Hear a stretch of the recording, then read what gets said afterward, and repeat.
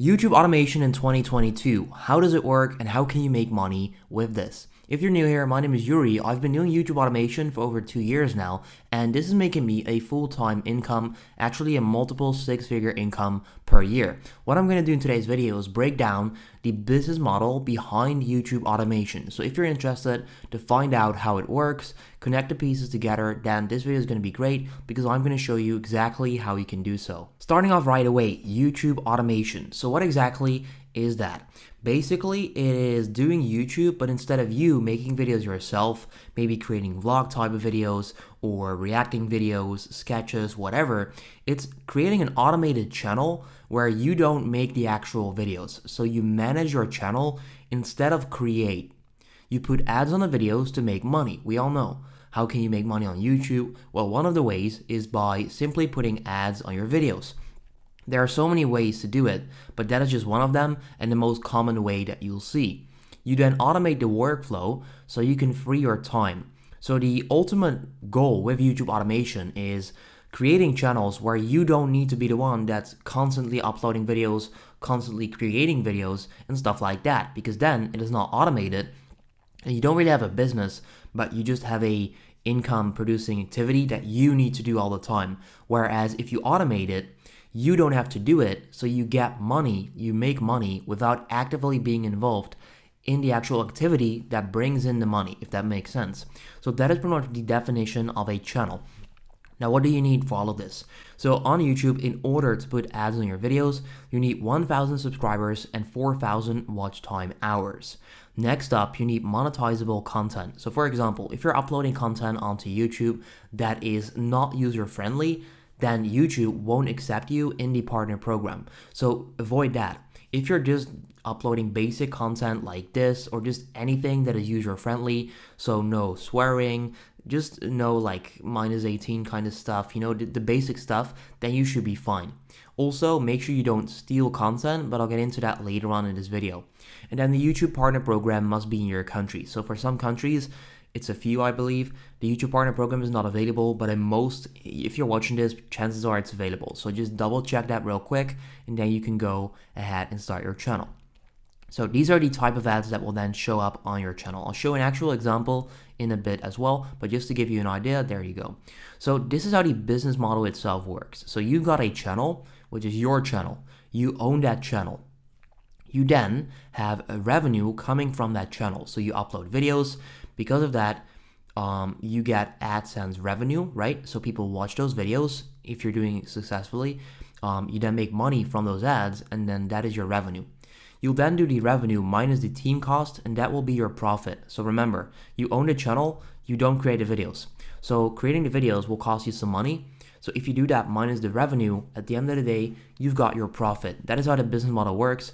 Like in the most simple way possible. That is how you would explain it. So you've got revenue from the videos, minus the team cost, and that would be your profit.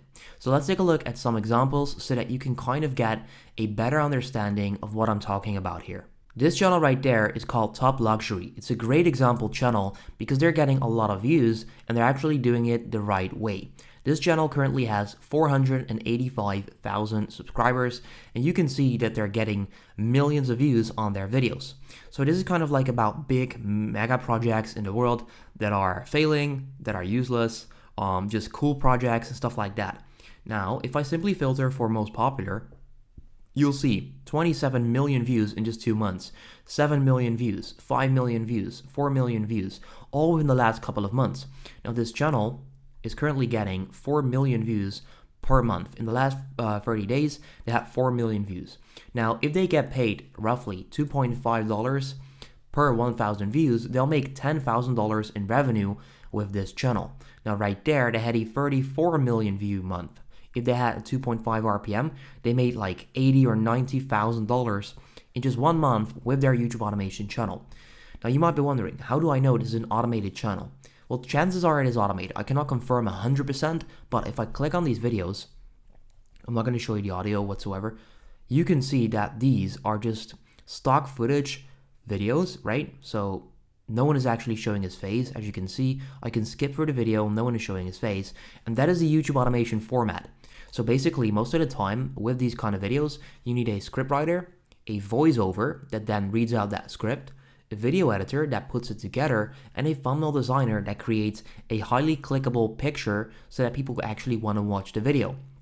Now, this specific channel actually has all of these requirements. So they're not showing their face. You can do it with a script, voiceover, editing, and thumbnail. So it is the classic YouTube automation format. That's just one channel. Let me take a look at another one. This one is called Make Money Girl. If I just filter for most popular, once again, we'll see that these videos get a lot of views. 100K, 500K, 600K. And you might be wondering, hey, these guys are getting 27 million and these guys only a couple 100,000, right? Only a couple 100,000. The reason for that is because this is finance. However, the benefit of that is that the CPM, so the amount of money that you get paid per 1,000 views, the RPM, I should say, is much higher. So, for example, these kind of channels will pull in about $10 per 1,000 views. And I can show you that right now because I've got a channel that is somewhat in the finance niche, and you can see my channel here has a $15 RPM. And it's currently starting to make quite some good money. Went from like $100 per day to like $250 right now, which is really good, and I'm really grateful for that. That is just to show you that I do this myself as well, right? You can see I can click everywhere. The stats will change. I can't show you the channel because a lot of you, and actually like so many people start copying it, which is a shame, but that is how it works, I guess. Anyway, let me continue with the video. So now that you've seen some example channels, how do you actually start?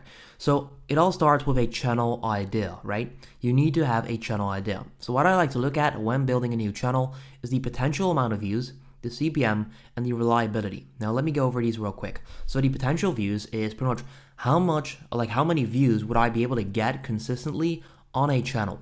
For example, if I start a finance channel, what I would do, I would search for other finance channels on YouTube, the best ones that are currently getting views.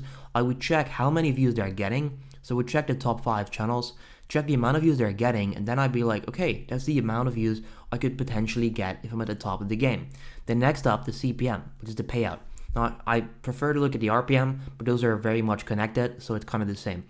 CPM is the amount of that the advertisers pay per 1K views, and the RPM is the amount that you actually get to keep.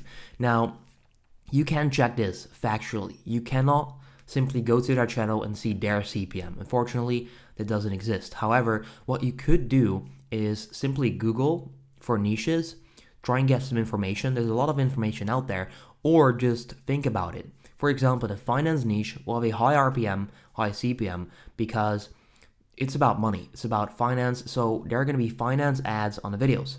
Whereas vlog channels, so just basic channels, don't get that targeted ads, like that well-targeted ads, such as finance stuff, because anyone could be watching a vlog. It could be me who's interested in finance, or it could be my grandma that doesn't care about finance. So they're not going to run finance ads on those videos specifically, right? I could get an ad on a vlog channel about finance because my user profile is about finance. It's targeted toward finance, right?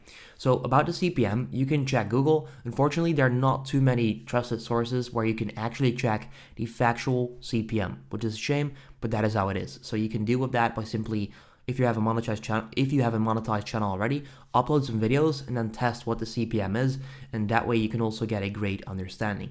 If you want to figure out the CPM of a niche, leave a comment down below.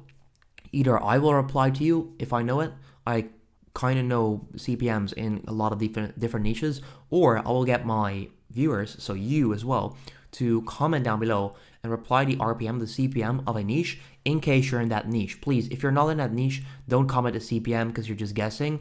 If you have a trusted source, go ahead. I would love that. Then the reliability is pretty much, if I start this channel now, will it be or can it be successful in a couple of years from now? I don't want to have a channel where I make 50K in a year from that channel, and then the next year I end up making 5K because it's a trend and I cannot sustain it. So what I'd like to do myself is focus on niches where I would start right now and I can keep building it up, and it never really like slows down, or it can slow down of course, but then it doesn't like completely die. So I can still make money from it 5 years from now. For example, what I would do, and a great example would be fidget spinners, right? I know. Fidget spinners. In 2017 or so, they were really trending, and there are a ton of people that made a ton of money, but right now no one cares. So with YouTube, yes, if you already have a lot of money, then you could potentially do that because you can just make a lot of money right away and you don't care about whether it's sustainable or not. If you're just getting started, that could be a great deal because you can just hop on a trend, make a lot of money, and then use that money to reinvest it into sustainable channels. If you already have a lot of money, then yes, you could still do it, but I probably wouldn't do it. Like right now, if I would catch a trend to make a quick buck, I would probably not do that because it's not worth my time, because I want to build a reliable business in the future, like for the future. But those are pretty much the 3 things to look at when checking out a channel idea. Then next up, how do you come up with the content? So do you create a content team or do you create it yourself? So for the content team, you can go with freelancer platforms like Upwork, like Fiverr, like freelancer.com, PHP Jobs, and all of these have a lot of talented freelancers that you can use to help make your videos. Now, if you don't know how, don't worry. I actually have a program coming up later in this week. It's dropping Friday, the 4th of February, and this goes over everything I know, everything I've done, all my systems, processes to make these, like to hire the right people and to then set them up to create videos. But for the content team, these are the platforms that you can use. Then what about the workflow? Now the workflow is also really important. So for the workflow, you can use project management software. A lot of them are free. I use Trello, Asana, Monday, or Rike. You can see Trello is my favorite. I also use ClickUp. I started using ClickUp recently and it's pretty good as well. But Trello will always get the job done and it's free forever, which is awesome. So these are project management softwares where you can add your team so that you can run it pretty smoothly instead of just messaging back and forth all day. Now this will also be included in my course, which is coming up on Friday. Now then you need a upload schedule, right? Because you've got the videos done. If you just upload once every 2 months, you're not going to do well. You need an upload schedule or upload frequently, okay? An upload schedule, by that, I don't really mean, you need to post on Friday 5 p.m., Monday 5 p.m., Tuesday 5 p.m. No, not really. It's just like upload frequently. Don't upload now, upload in 4 months from now, and 8 months from now. You're not going to build an audience. You're not going to build a successful YouTube channel. So let your audience know what to expect. So upload at least like 2-3 times a week, I would say. So the budget for that would roughly be about $500 per month. That is a pretty good budget. In my program, I teach you how to get videos done at amazing quality for about $50, and that will include script writing, video editing, voiceover, and a thumbnail designer, so you don't need to do anything apart from give them a topic, and that will get you an amazing video for $50. So I'll teach you that as well. But yeah, upload at least 2 or 3 times a week with this business model. Otherwise, you're probably not gonna succeed, or it's gonna be very slow. Like you wanna put it out there to get data in return so that you can then improve on that and become a better channel. But if you rarely upload, you don't have that data, so you don't know what to improve, and it's simply not gonna work out very well. One of my channels is the best example for that. As you can see, I went from getting about like $2 or $3 in daily revenue in July all the way up to $250 in revenue as of right now. You can see it just keeps going up. Once again, proving that I like to build sustainable channels that grow up, that go up over time. And also, the more content I put out, the more money I'll make in return. So I'm just putting out videos all the time so that I can get data. So I put out videos here. I kept uploading. I gathered the data. I analyzed that. I doubled down on what worked, and boom, we got another spike. Once again here, started doubling down on what works, and boom, another spike. Just keeps going up. So that is once again that concept of doubling down on what works. But that is pretty much the concept, so the business model of YouTube automation. Later in this week, I'll be uploading a video with an actual step-by-step plan for you if you want to go ahead and choose your channel, how to start a strategy that actually works for you, and pretty much all there is about growing a channel and everything you need about that. Now once again, that is coming out later this week. Subscribe if you want to see it, leave a like on the video, and stay tuned for the program that is dropping on Friday. We're going to teach you exactly how you can build your YouTube automation team smoothly, where you can get videos done without doing any of the work. Now bear in mind, I'm not saying you don't need to do work, alright? You just do the work once when setting up my systems and my processes so that the team knows exactly what to do and when to do it. So that will be involved. It pretty much teaches you how to set up a workflow on Trello. You can actually copy everything I have done in the last 2 years to build up my YouTube automation empire. I've worked quite some time on this. Wasn't sure about doing this, but I ended up doing it. And it's going to be here soon. So if you're interested in that, stay tuned on Friday. It's going to be there. And then I'll hopefully see you there or on my next YouTube video. See you soon.